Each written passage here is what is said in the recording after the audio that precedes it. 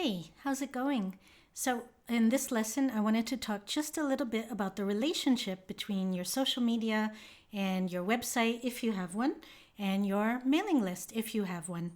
Now, I know a lot of people don't have a website or a mailing list. Usually, they've started with a Facebook page, and that is perfectly fine. But what I wanted to talk to you a little bit about, and something for you to think about as you grow and get more comfortable with everything, is that you want to have these three elements: the website, the social media channels, and your mailing list, all working in harmony with each other. So, what do I mean by that? Well, first of all, the website. Your website is a digital version of you. It's your online calling card that works on your behalf while you are sleeping or on vacation or just doing other things, or maybe you're in the studio where you really want to be. So your website should very quickly and concisely answer the question who you are, what you do, and why other people should care, and preferably in the first 7 seconds or less. What?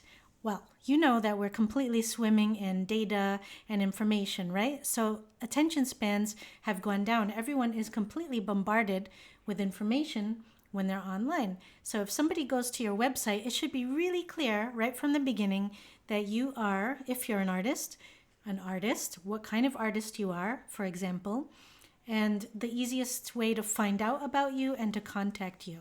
So I recommend, even if you don't have a website yet, as you start to plan maybe having a website, that you at least have one good landing page that answers those questions, as well as a way for people to learn more about you and how they can contact you. And very important for artists, that your work is for sale, and how can people do that easily with the least amount of stress and strain as possible.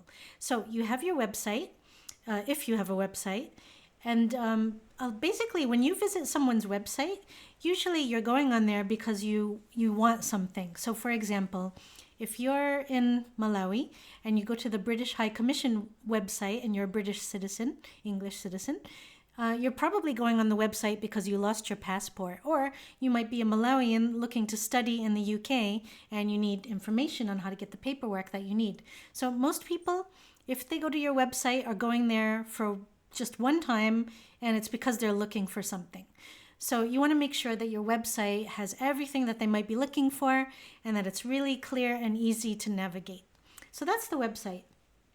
Social media is not your website, although many people treat it like it is. In fact, in Myanmar and Malawi, where I've lived the past years, many people have a Facebook business page, and they have that acting as their website. And if that's you, that is totally fine. Even if you don't end up making a website, if you have a place that you can send people to that has all that important information, then you can kind of use that a social media platform as your website.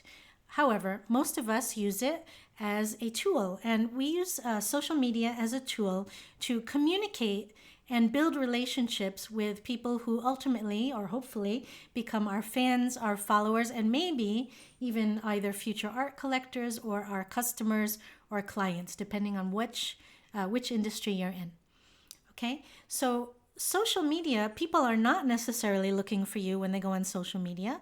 When people are on social media, they're looking to take a break, maybe do something before that big meeting at work. They're looking to relax. They're looking to connect with family and friends. But oops, they've just seen a post from you and it reminds them that you exist. So social media is just a tool to A, remind people that we exist, B, to tell our stories and build relationships with people, C, it is an opportunity to invite people to either your website or to join your mailing list so that they can further engage with you or buy a product or take some kind of action, donate, vote on a poll, whatever it is.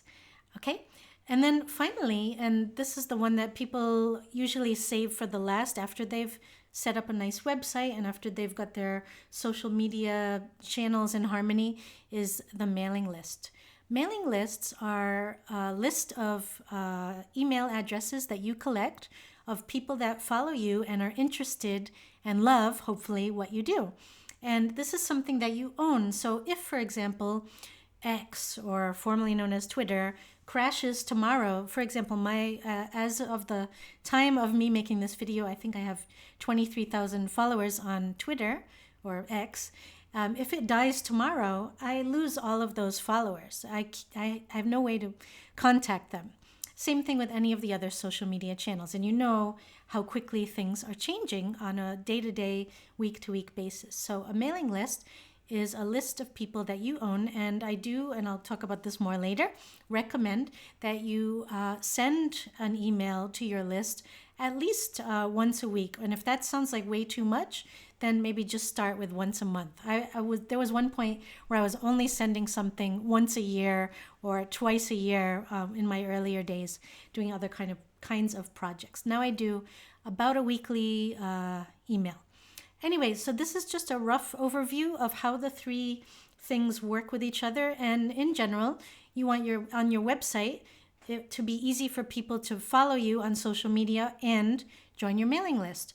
From social media, you want to give opportunities now and again, not all the time, for people to click on a link that takes them to your website to complete some other action, which is maybe look at an artwork or buy something or make a donation or whatever, sign up for an event.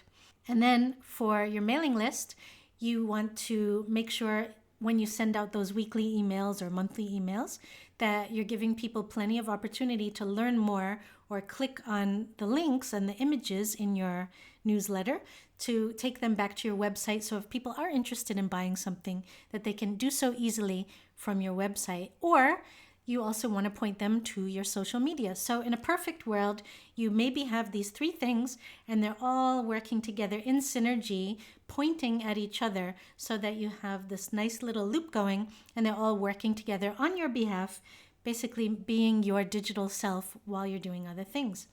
Anyway, I hope this was helpful and I will see you in the next lesson. Bye.